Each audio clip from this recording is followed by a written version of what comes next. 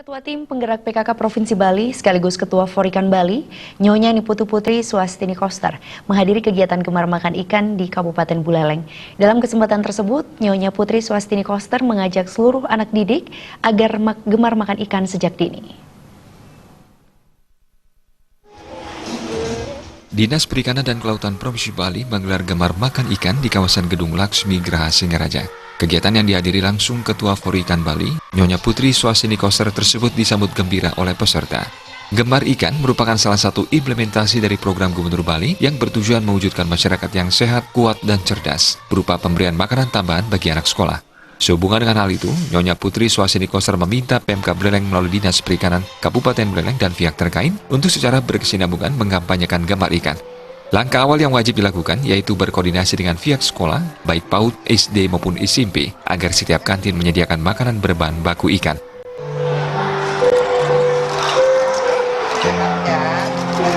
Hidupnya di laut. Dengan ikan. Kalau bisa kita di sini kan mengajak masyarakat untuk menyeimbangkan gizi kita antara kita asupan yang namanya sayur, ikan, daging. Sesungguhnya kan itu inti dari acara ini. Tetapi yang masyarakat itu yang mana kita fokus adalah generasi di usia emas. Karena itu yang kita perlu perhatikan gizi. Kalau anak-anak kita di usia emas ini gizinya buruk, kedepannya mereka rentan terkena penyakit. Tapi kalau di usia ini kita udah jaga dengan asupan makanan yang bergizi, jadi mereka kekebalan tubuhnya jadi bagus. Sanjaya. Selama ini produksi ikan merata di seluruh kabupaten kota. Namun produksi ikan masih lebih banyak di Denpasar, karena Denpasar memiliki sentra-sentra pendaratan dan pengolahan ikan. Meski harganya tergolong tinggi, hal tersebut bukan menjadi kendala untuk memasyarakatkan gemar makan ikan.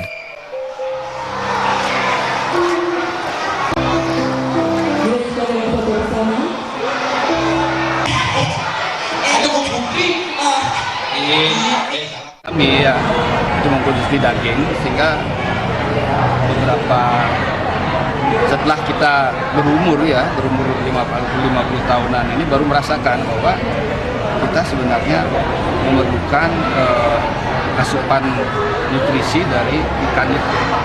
Karena omega 3 ini kan secara menurut keterangan dari teman-teman di kesehatan, omega 3 ini bisa menurunkan juga kolesterol.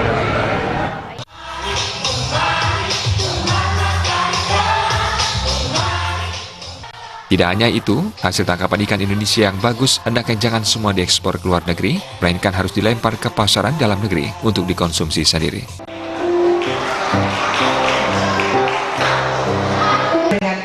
Komang Yuda, Bali TV. Secara nasional.